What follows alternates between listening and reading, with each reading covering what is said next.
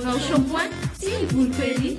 Vaovao vao shampoing citron papaye lissement amin'ny sachet tavoahangy. Ankafizo amin'ny fotoana rehetra ny sardine Annie.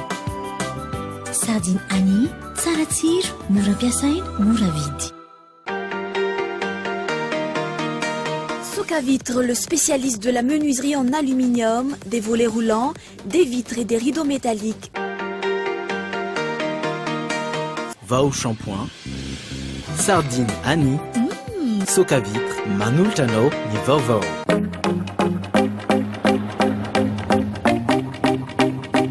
Magasin Sharp eo akaiky ny pompier tsara lalàna manolotra anao ny Vaovao.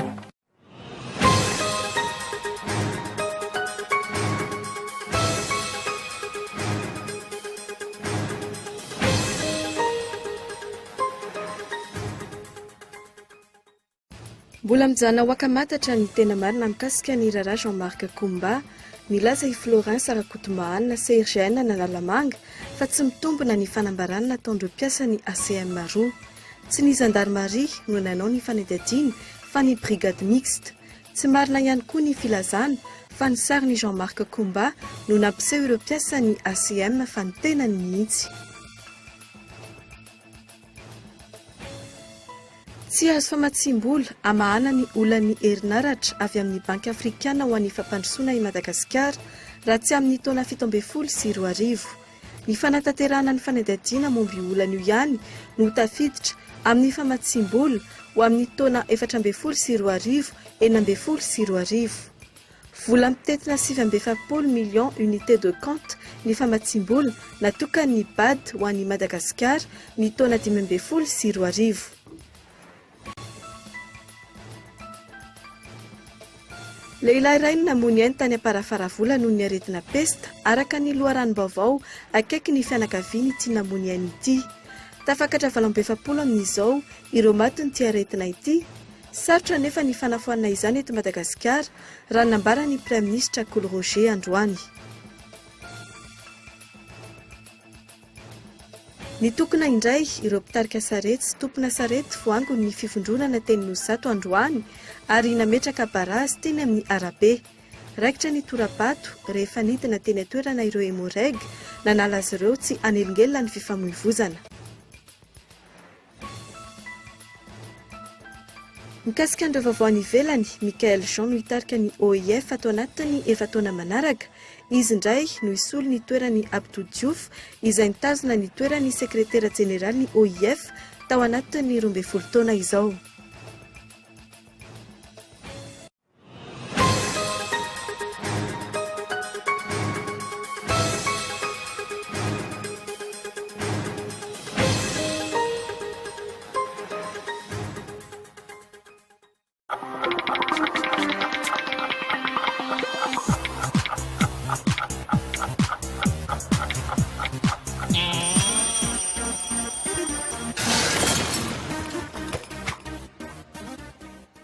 Vous cherchez un magasin spécialisé sur la vente des appareils électroménagers et dérivés? Le magasin Sharp Tsarlalan vous propose toute une gamme de congélateurs, réfrigérateurs, lave-vaisselle, machines à laver, téléviseurs, home cinéma, des robots multifonctions et divers types de petits électroménagers. Les appareils de marque Sharp sont garantis 12 mois avec un service après-vente auprès du magasin. N'hésitez plus, choisissez le magasin Sharp Tsarlalan, représentant des marques Sharp et Séverin. Sharp Tsarlalan, à côté pompier, Sharp, une vie équipée. Tongolo voatetika, miavaka kotomila, paty, ampio sardine Annie. Vita ny sakafo. Sardine Annie, ankafizo amin'ny fotoana rehetra. Mofo mikarepoka, tetika voatabia.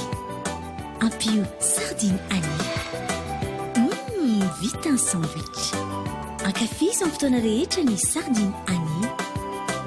Sardine Annie, tsara tsiro, mora ampiasaina, mora vidy.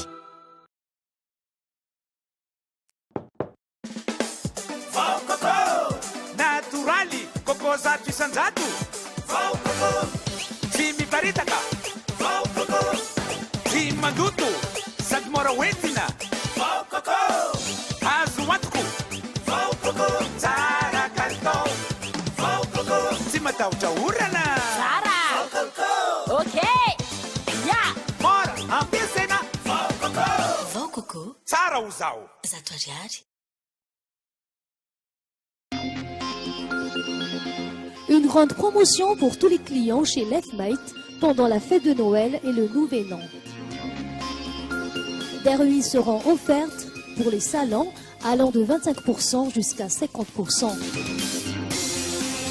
Meubles de bureau, 30% à 35%.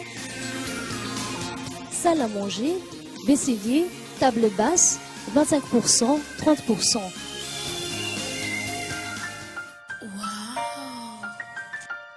Des cadeaux surprises attendent les clients pendant cette promotion.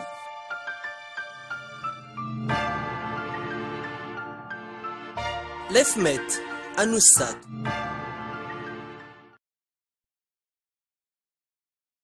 Ny ray novambra ka hatramin'ny raika amin'ny telopolo desambra tombola lehibe miaraka amin'ny tranombarotra Baolay mety azahoana télévision 3D Chongong 42 pouces sy réfrigérateur Hisense. Tsotra ny fandraisana anjara mividy entana 100 000 ariary dia mahazo ticket tombola iray. Tsy ireo ihany fa mbola maro be ny loka ho zaraina. Tonga avaingana ary manatona ny tranombarotra Baolay amin'izao farany taona izao sao ianao no ahazo an'ilay télé goava ambe. Fisariana ny raika amin'ny telopolo desambra Baolay ny tsara trano. Fantatrao ve fa ny kely no lasa vokatra fanorona voalohany ho an'i Madagasikara? Be dia be ny zavatra tsara ho fantatra momba an'Ambatofi. Ny tombony ara-toe-karena ho an'i Madagasikara, ny fiarovana ny tontolo iainana sy ny fiahenan'ny lafiny sosialy. Raha mahaliana anao ary nahafantatra bebe kokoa an'Ambatofi, tongava mitsidika ny barabarana misokatra etsy amin'ny Garasorano ny alarobia 3 ka hatramin'ny sabotsy 9 desambra 2024. Tsy misy vidiana.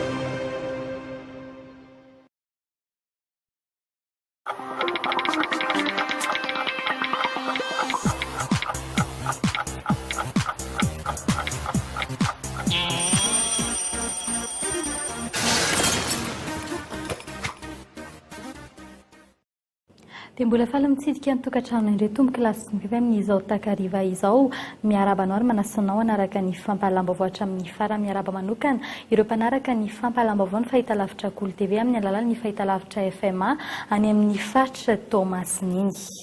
Fa ny pejy politika vetrana no mboatsika ny fiarana amin'ny tianivity fanliny indray ny mikasika ny raharaha Jean-Marc Komba samy manana ny heviny sy izay verina ho marina ny fianakaviana ihany koa ny avy anivo ny CIGN Analamanga manoloan'ilay fanambarana tamin'ny asabotsy farany teo nilaza ihany koa ny mpisolo vavazy fampandefasana ny antotaratasy rehetra eny amin'ny cour d'appel izy ireo ankehitriny taoriany fandavan'ny fitsarana ny fangatana fahafahana vonjimaika nataon'izy ireo heriny ny rabary.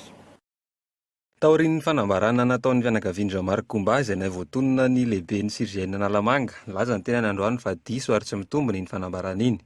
Rajaivony navoasoratra tao anatin'ny taratasy nalefa ny mpiasan'ny ACM fa noterena ireo vavombelona nanondro sy ny laza ho nahita ny Jean-Marc Komba teny amin'ny seranam-piaramanidina Tsirabe ny 12 ny volana oktobra farany teo.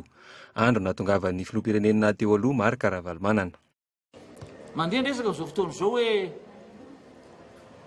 miforsena hono ny mpiasan'ny ACM ilaza fa andriamantoa Jean-Marc Komba ny tao. Tsy zahay mihitsy nanao ankety voalohany indrindra ary voatonona tamin'izany moa ny commandant CIGN Antananarivo. Tsy zahay nanao ny ankety. Ary maninona moa ray volana teoriana vao milaza ny zavatra zay. Ary voalaza koa ve sary olona nampisehoana tsy sary mihitsy fa ny vatana atao Jean-Marc Komba no hitandreo olona reo no tenindreo olona reo. Raha ny fanazavana ny mpisolvava ny Jean-Marc Komba efa indrony laviny fitsarana ny fangatahana fahafahana vonjimaika nataon'izy ireo. Nolazainy ihany koa fa efa eny amin'ny cour d'appel ny raharaha ankehitriny. Mikasika ny mety ho lanjan'ilay taratasy nosoratan'ireo vavolombelona novakiana tamin'ny sabotsy teo kosa nambaran'ity mpisolvava ity hatrany fa tsy ahafoana na inona iny taratasy iny saingy tokony hanampin'ny fitsarana amin'ny asan'izy ireo kosa. Tsy hoe manafoana iny zany fa iny zany mba ahafahan'le fitsarana na juge d'instruction zao nakaiky atsika amin'ny procédure ahafahan'le juge mahafantatra hoe à quoi s'en tenir zany. Izay zany voalazan'ny olona anakitaza hoe tsy nanao olona voatondro ao anatiny dia le olona nanondro azy volaza hoe ny terena nanondro azy fa farafaratsiny zany ahafahany mpanao famotorana anteny ankety aloha zay voalohany ohatra ka raha ataotsika hoe tonga ny fitsarana indray dia mba hahafahan'ny fitsarana mahafantatra hoe ohatrany ahoana dia ampitsaraina azy io zany. Mbola mijanona ho ankamantatra aloha zany hatreto izay tena marina mikasika ity raharaha Jean-Marc Koumba ity. Toy izany ihany koa ny momba ireo mpiasan'ny ACM efatra voaroiroy niaraka tamin'ny raharaha Ravalomanana. Tsy mbola fantatra ny hoe rahoviana izy ireo notsaraina, tahaka izany ihany koa Marc Ravalomanana. Nandeha ny feo androany fa efa nisy ny fianonana ity filoham-pirenena teo aloha ity, ary amin'ny 15 ny volana Janoary 2024 no fitsarana azy. Tsy nisy nanamarina izany kosa ireo mpombazy androany.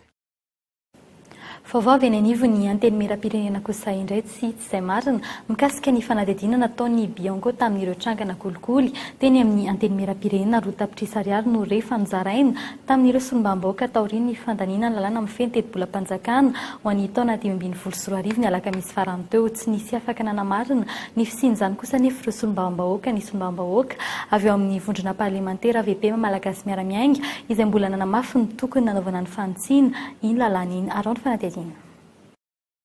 Nandeha indray ny resaka kolikoly teny amin'ny anteny miram-pirenena ny sabotsy teo raha ny fampitam-baovao azo nisy ny fizarana roa tapitrisa ariary ho an'ireo solombambaoaka.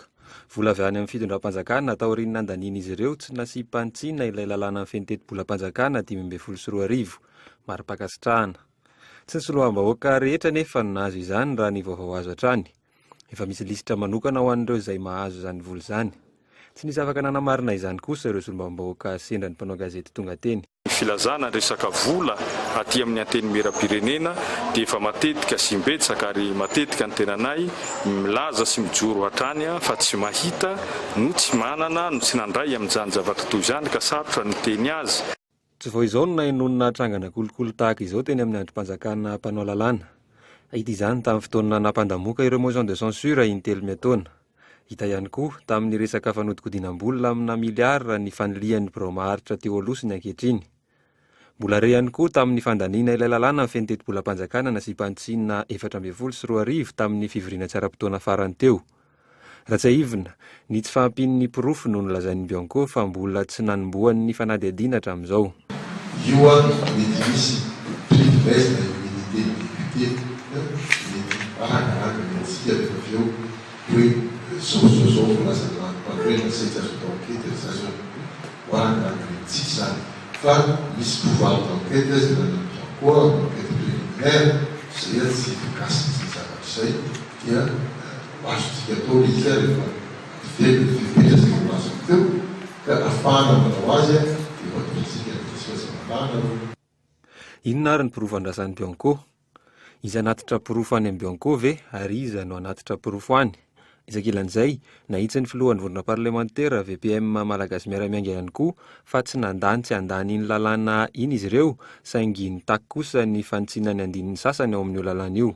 Hevitra izay nitambaran'izy ireo tamin'ny Mapara sy ny Araka Isika ary ny Atokoavana sy ny vondrona ART. Aminay ny fananganan'ireo vondrona efatra iny alliance iny tsy natao hoe tsy ho fantaniana ny loi de finance fa napetraka mba manana ny fomba fijeriny sy ny fomba hanatsarana ny zava-misy eto amin'ny firenena no nananganana ny vondrona io manoloana ny zavatra rehetra zay iseho fa tsy hoe iny loi de finance iny fotsiny. Ka ho anay dia nitondra ny aménagement zahay ao anatin'izany fa io moa lapan'ny demokrasia ny aty amin'ny anteny miram-pirenena. Efa lany iny ny tetebolam-panjakana 2024 fantsina amin'ny volana May 2024 sisa no azo atao any vanjavatra. Andrasana kosa ankehitriny ny hoe ho tonga traizany Bianco amin'ny fanadihadiana ataon'izy ireo eny amin'ny anteny miram-pirenena. Miainga ny feo ankehitriny fa kitapom-bola mivantana avy ao Ambohitsiroatra no mamoaka ny vola mitobaka eny Tsimbazaza. Io antony io ve no tsy ahafahan'ny Bianco mihetsika? Fa tsy mbola ao anatin'ny fandaharam-potoana ny gouvernemanta ny remaniement na ny fanovana ny mpikambana ao aminy ho ny Prime Ministre Kolo androany nandeha ny feo teo aloha teo fa mba handaminana ny raharaha anatin'ny antoko HVM noho ny tsy fafifankazahoany eo amin'ny samy ministra no anton'izany tsy mbola ho atao tanefa izany ho ny Prime Ministre androany. Arony fanampanazavana mahakasika izay. Ny anareo ne dia zao remaniement ohatrany hoe rehefa misy remaniement dia vita daholo ny zavatra rehetra. Aoko aloha rehetraretina tsara inona ny antony anaovana remaniement raha ohatra ka tokony hisy ary inona ny zava-tombotsoa hoentin'izay remaniement zay ka zay zay a dia mitady fieritreretana tsara, mitady hoe inona no zavatra tokony atao fa aza manantena hoe isy miracle fa ny fandrosoana dia avy amintsika rehetra fa aza manantena ohatra ny hoe isy manina zany hoe hidina avy eran-danitra tampoka dia vita daholo ny zavatra rehetra zay mazava ve zay. Fa manomboka androany ny fanokafana ny lisitry ny mpifidy eny amin'ny fokontany ary tsy faran'izany raha tsy amin'ny 5 aprily 2024 tsy mbola misy vola avy amin'ny senity karakarany izay fanamboarana ny lisitry ny mpifidy izay aloha hatreto tsy misy olona na agent électoral mandeha manisy isa-tokantrano intsony fa ny mpifidy no mandeha manamarina ny anarany eny anivon'ireo birao ny fokontany ny fampidiran'ireo feno 20 taona sy ireo mpifindra monina ary ny fanesoran'ireo efa maty sisa nataon'ireo agent électoral eny amin'ny fokontany fanampanazavana. Fa mety mbola isy lista ho avoakan zareo ohatrany satria zao aty aminay zao mbola misy le olona tsy tafiditra tao anatiny io dia mbola aty aminay aty fisiny fa miandry ny appel ny zareo hoe anatitra an'le izy dia misy koa le olona nifindra dia misy le olona vaovao misy ny maty. Dia izay koa ny vadiantsika eo amin'ny pejy toekareny tsy azo famatsim-bola amana ny olana ny herinaratra avy amin'ny banky afrikana ho an'ny fampandrosoana Madagasikara raha tsy amin'ny taona 17 ny fantanterana ny fanadidina momby olana io ihany no tafiditra anatin'ny famatsim-bola ho an'ny taona 17 hatramin'ny 19 ankoatra io vola mitetina $100 no efa natokany bad amana ny olana ny pejy teto amintsika ny andindin'izay vetrany. Vola mitetina 7,4 tapitrisa unité de compte ny famatsim-bola natokany ny banky afrikana ho an'ny fampandrosoana nanampiana ny Madagasikara tamin'ity taona 2024 ity. Vola mitetina 7,20 tapitrisa unité de compte kosa ny an'ny taona 2024. Tsy mbola tafiditra amin'ireo sehatra hosahany ny fanafoanana ny délestage, ny fitantanana mangarahara ary ny fandiniana vahaolana maharitra eo amin'io sehatra io no lahara-pahamehana ho an'ny bad. Tsy fantatra kosa ny vola natokana ho amin'io sehatra. Mais pour l'énergie, il y a un problème, mais on n'a pas de visibilité. Ny herinaratra manokana dia sehatra mbola tsy niasanay fandaniana ireo olana araka izany no azonay atao hanampiana ny gouvernemanta malagasy ary mametraka ireo paikady alana amin'ny olana io. Et nous venons pour préparer les projets dans le secteur de l'énergie qui vont être inscrits dans le prochain 2017-2022. Ho an'ny taona 2024 ny sehatra ny fambolena, ny fampidirana rano sy ny fanadiovana, ny famerenana ny fampiasana ny vola vahiny eto amintsika ary ny fanamboaran-dalana ireo amin'ny ankapobeny no hosahan'ny bad.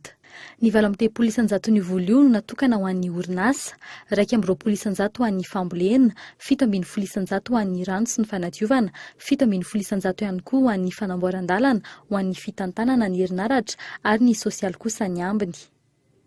Mitetina $100 kosa no natokana hiadiana amin'ny aretina pesta eto amin'ny firenena ankoatra ny vola natokana hiadiana amin'ny arety mifindra.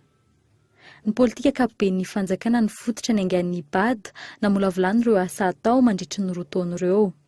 Pour notre stratégie à nous, intérimaire 2014-2015, on vous a dit qu'on l'a bâti sur simplement le discours de déclaration générale, de politique générale de l'État. Parce qu'on n'a pas eu le temps, on n'a pas eu le luxe de pouvoir attendre. Ny paikady 7,24 napetraka dia mifototra amin'ny politika ankapobeny fanjakana izay mifanaraka amin'ny lara-pahamehan'ny fitondrana. Maintenant, l'avantage que nous avons, que cette PND-là est précédée d'un PUP.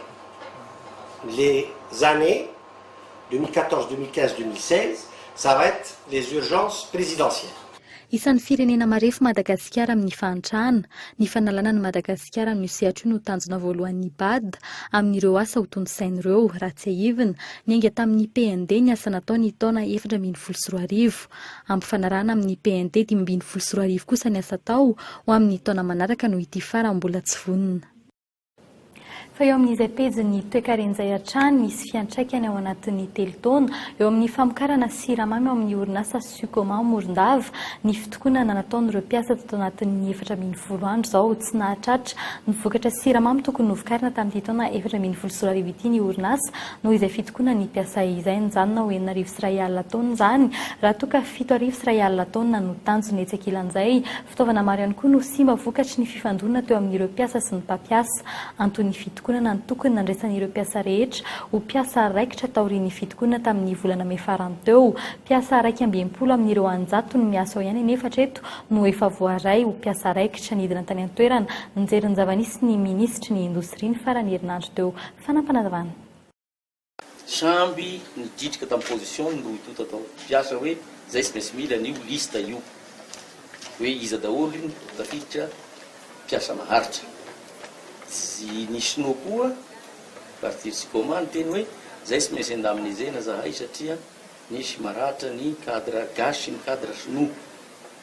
Misy vandalisme zany, misy simbana zavatra rehetrarehetra.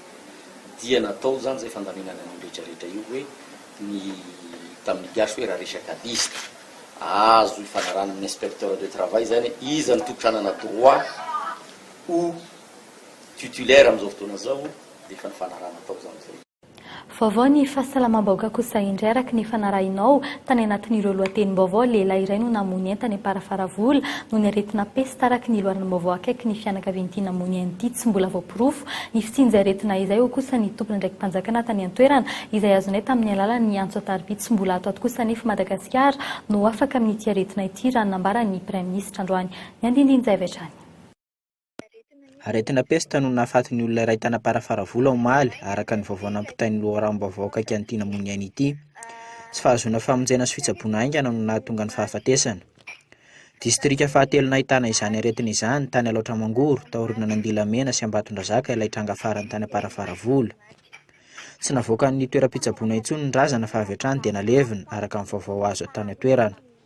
Mbola salama tsara, mbola tsy zavatra fatapatatra taminazy fa nisy fotony misy convléance ambany heliny. Fa azo lazaina eo amin'ny 19 any. Tafakatra 7 izany zao ireo maty noho ny pesta tamin'ity taona ity. Tsy nahazombaliny kosa ny Prime Ministre sady ministry ny fahasalamana mikasika ireo tranga any Alaotra Mangoro ireo. Raha tsy ivina, isan'ireo firenena vitsy mbola misy ity aretina ity Madagasikara. Sarotra nefa ny famongorana izany raha nambaran'ny Prime Ministre androany. Éradication tsy possible izy ary tsy zany tena zany fa Institut Pasteur. Fa tsika ihany any manana peste, nous sommes une zone endémique de peste, nous resterons toute notre vie probablement une zone d'endémie pesteuse. Sahala amin'ny Algérie. Tsy mbola misy ny politika maritra amin'ny fiadiana ity aretina ity manerana ny nosy. Ny fiazana ny voalavo no efa mandeha. Ho an'ny eto an-drenivohitra, amin'ny herinandro ambony no hanomboka ny campagne de dératisation na ny famonoana ny voalavo. Eo amin'izay vaovao ny fahasalaman'izay hatrany firenena afrikana tsy ahitana firy ny aretina sida i Madagasikara raha nambara ny Prime Ministre Kolo na hitombo hatrany amin'ny 20 tapitrisa nefa ireo olona mitondra ny tsimikaretina VIH sida ato anatin'ny 5 taona ny fanilokiliana sy ny fanavakavahana ireo marary no anton'izany ny tombo 4,400 ny tany malagasy mitondra ny tsimikaretina VIH sida ankehitriny raha toka 4,200 zany ny taona 7 nankalazaina androany ny andro iraisam-pirenena amin'ny ady atao amin'ny aretina sida fanatezina. Fanentanana sy fitsaboan'ireo marary mitondra ny tsimikaretina VIH sida, ireo ny paikady ampiariny manomboka eto hisoroana ny fanilokilian'ireo marary. Heverina fa ena 20 tapitrisa ireo olona marary, vokatra ny fampiarana izany, mbola resaka mbola tabatra eny nefa ireo rehetra ireo hatreto sarotra ny fifehezana ny fiparitahan'ny aretina raha ny eto Madagasikara noho ny taotry ny fiarahamonina izay mitondra ny VIH sida. Ho an'ny Prime Ministre Kolo isan'ireo firenena afrikana tsy ahitana firy ny aretina sika eto Madagasikara. Atsika anisan'ny tanàna afrikana izay farany tsy voany sida. Mandrimandry manana aretina ihany sika nefa raha ny toe-java-misy no jerena. Ahina hitombo hatramin'ny 20 tapitrisa kosa ireo malagasy mety hitondra ny tsimikaretina sida ato anatin'ny 5 taona ho avy raha 4 tapitrisa no ahitana soritra aretina izany ankehitriny. Isan'ny ampitombo izany tarehimarika izany ihany koa ireo lehilahy samy lehilahy miray ara-nofo. Nitombo hatrany amin'ny 20 isanjato ny isan'izy ireo. Ambany ny tany tsimikaretina VIH fa misy sokajin'olona izay mora ifindrany tsimikaretina ary ambony ny tany VIH amin'ireo olona ireo. Raha isika zao mpivarotena ina fisehoany amin'ny mpivarotena. Mpivarotena dia manana partenaire sexuel be dia be izy multiple. Fa misy olona inge tsy mpivarotena fa manana partenaire sexuel multiple. So dia nieritrerititsika fa ireo ilay tena miseho hoe lehilahy manao fisaronana amin'ny lehilahy ihany no ariska. tadio tsara fa misy lehilahy manao firaisana amin'ny vehivavy a fa mitovy amin'ny ataon'ny lehilahy samy lehilahy no ataony. Nanamarika ny andro maneran-tany ho an'ny fiadiana amin'ny aretina sida ny fitakian'ireo amin'ny MSM na ny Men Having Sex with Men androany ny amin'ny fanilikiliana sy ny fanavakavahana azy ireo. Izy ireo izay tsy voatery hitondra ny tsimoka-aretina daholo, saingy manaiky kosa ny hanao fitiliana mba hanamarina an'izany. Ny tsy fanilikilian'ireo marary ny sida, paikady azony rehetra atao, hamantaran'ireo marary raha itsaboana azy ireo, ampisatra ny fiparitahan'ny tsimoka-aretina. Vaovao ny fampianarana kosa indray efitrano mahery-ny 20 no andraisan'ireo mpianatra 3 ao amin'ny sekoly tsy miankina UPRIM efa vonona ny foto-drafitrasa sy ny fitaovana idirana amin'ny rafitra LMD isan'izany ny solosaina sy ny solaitra be taktila no tanterahana androany ny fitokan'ity toeram-pampianarana ambony UPRIM ity dia etsy Andavamamba. Tonga nanatrika izany ny Prime Ministre Kolo fanairidiny Mikaela Ramarla. Tetika asa avy amin'ny mpandrahara tanora no nanorenana ny toeram-pampianarana UPRIM etsy Andavamamba na hatra enim-bolana ny asa natao tamin'izany. Tsy hanofatrano intsony ny sekoly manomboka androany, ifindro eo Andavamamba ny toeram-pampianarana tena nalakely sy tsara lalàna. Efitrano manaraka ny fenitra takiana no andraisan'ireo mpianatra amin'izany. Toeran'izay ahitana efitrano manokana misy solosaina sy fitaovana manaraka ny teknôlôjia. Ankoatr'ireo hita ao amin'ny toeram-pampianarana io ihany koa ny studio ny radio ny sekoly. Na eo azy efa ampiasam-bola natao ampanarahana fenitra ny fampianarana sy hidirana amin'ny rafitra LMD izay, tsisy fiantraikany amin'ny saram-pampianarana izany. C'est l'infrastructure qui détermine la superstructure. Rehefa motivé ny olona eo amin'ny toerana anankiray ka hoe mivoatra ny foto-drafitrasa eo aminy dia mivoatra ny toe-tsaina fa diso raha ohatra hoe mieritreritra hoe teny amin'ny quartier ba quartier misy manentaka na ohatra zany efa taloha zany fa amin'izao zany efa miezaka mivoatra daholo ny toe-tsain'olona dia rehefa misy zavatra anankiray misongadina eo mivoatra dia mivoatra manaraka an'iny ny toe-tsaina. Tonga nanatrika ny fanokanana tamin'ny fomba ofisialy ny toeram-pampianarana UPRIM ny Prime Ministre Kolo. Zavatra mahafinaritra dia ity trano lehibe goavana joalajoala mitsangana reto ampovoan'ny quartier izay atao hoe quartier azo atao hoe pauvre ihany. Kanefa izany dia tsy nanakana an'ireo ao amin'ny sehatra tsy miankina mba nanangana an'izao trano izao. Aorian'izao tetika azy izao, vinavina napetraky ny tompona andraikitry ny sekoly ny anaparitana ny toeram-pampianarana manerana ny Madagasikara. Isany koa ny maseovon'ny UPRIM any Comore. Dia izay ihany koa ny vadiantsika any amin'ny pejiny sosialy fianakaviana 700 mahery no efa nahazo fanampiana avy amin'ny pirotsaka ny sitrapo iray any amin'ny faritra Atsimon'Nosy efa 540 taona i Stéphane Sutter, mpisolo vava sy fisy iray no nipetraka teto Madagasikara tamin'ny taona 2004 nanomboana nanao ny asa sotany amin'ny faritra Nosy sy ny manodidina iny. Sekoly maro ihany koa no efa noavaoziny sy namboary ny fitoerana telo fitaizana vehivavy sy zaza sahirana no efa natsangana tao anatin'izay 5 taona izay, isan'izany ny Centre Dr Stéphane ao Isoanala, Beraketa ary Tsianala fitoerana roa hafa no mbola andalam-pananganana amin'izao fotoana izao, ny ao Manakoliva sy ny ao Betroka no ireo asa efa vitan'ireo notoloran'ny fanjakana malagasy ny mari-pakasitrahana Chevalier de l'Ordre National ity mpisolo vava Suisse ity. Fa eo amin'izay lafy ny sosialy izay hatrany ny tokony indray ireo mpitarika sy tompona sarety voangon'ny fivondrona teny Anosy zato androany ary nametraka barazy teny amin'ny arabe raikitra ny torabato rehefa nidina teny an-toerana ireo hemorrhaika nalaza ireo tsy hanelingelina ny fifamoivoizana. Isan'ny voaroroy tamin'ny fanangonana olona sy fitariana hitokana ny filohan'ny fiarahamonim-pirenena afary malagasy izay nanohatra izany androany itsakilan'izay mitaky ny ampiarana lalàna amin'ny rehetra tsy misy ankanavaka ny fiarahamonim-pirenena KMF Knoe. Nindin'izay vetrany.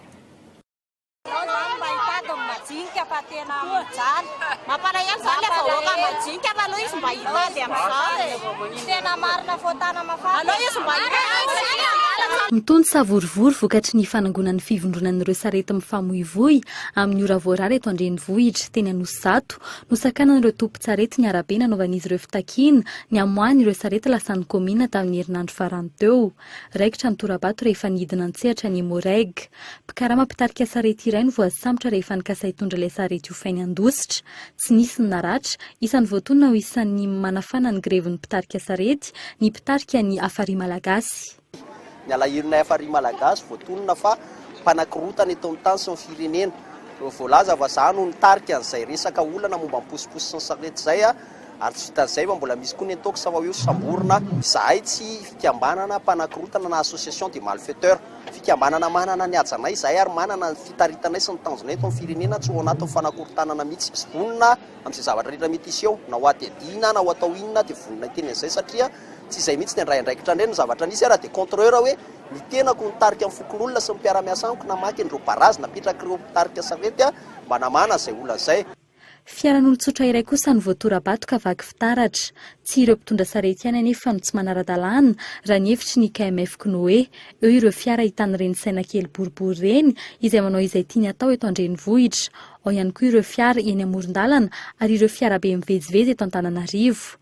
Tokony ampitoviana ny fampiarana ny lalàna ho an'ny rehetra fa tsy ny sarety ihany no ampiarana izany. Fiara misy an'iren'ilay famantarana saina kely reny na kokarda moa zany ary tsy fantatra tsony na olom-panjakana na olom-boafidy izy ireny mba elana amin'ilay atao hoe tsy fanarahana n'ilay fitohanan'ny fiara na ny embouteillage dia manararaotra dia mandefa n'ilay famantarana le détresse moa nafantaran'ny olona azy ka io zany tokony mba hojeren'ny mpitandro filaminana akaiky mikasika an'izy ireny manerana ny Madagasikara mba tena hipetrahany ilay hoe fitondrana tsara tatana, tena hipetrahany ilay hoe fitovian-joany tsirairay eo anatrehan'ny lalàna.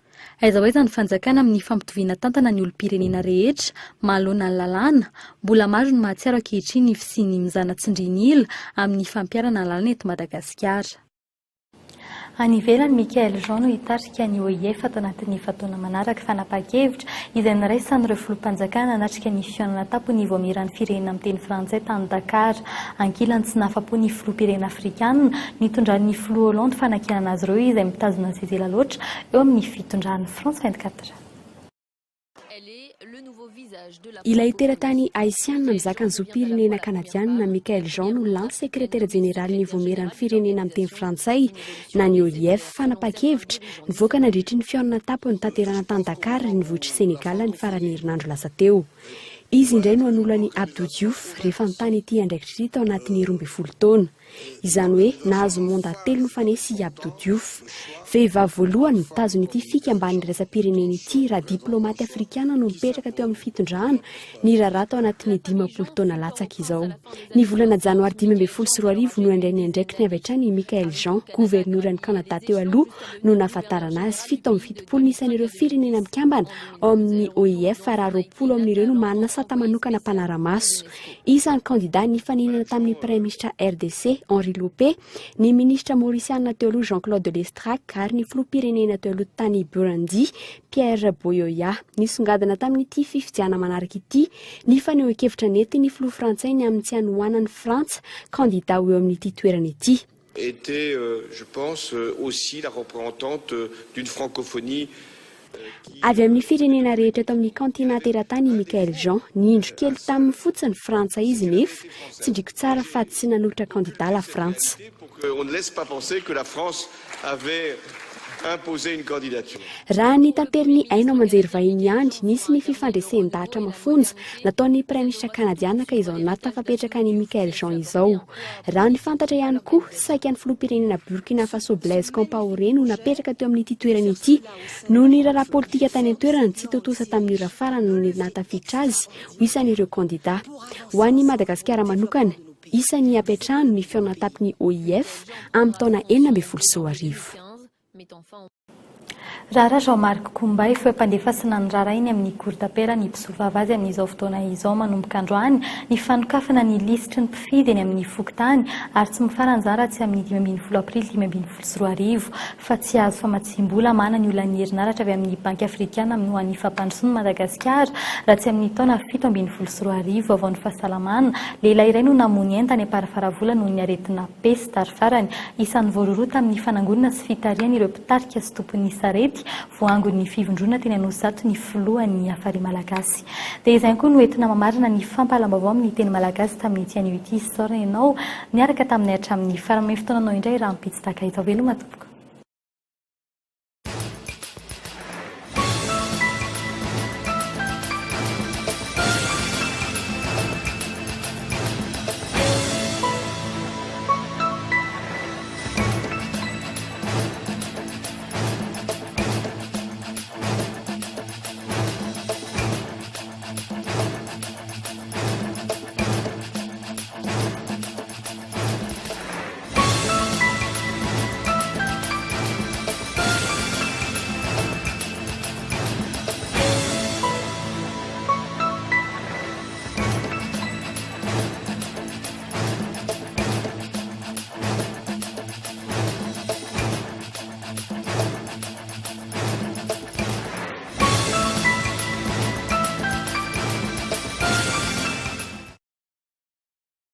Vao shampoing sy volpery. Vaovao, vao shampoing citron, papay sy menthe amin'ny sachet sy tavoahangy. Ankafizy amin'ny fotoana rehetra ny sardine Annie. Sardine Annie, tsara tsiro, mora ampiasaina, mora vidy. Souk à vitre, le spécialiste de la menuiserie en aluminium, des volets roulants, des vitres et des rideaux métalliques. Ny fampahalalam-baovao Kolo TV dia niarahanao tamin'ny Vaovao shampoing, sardine Annie, souk à vitre.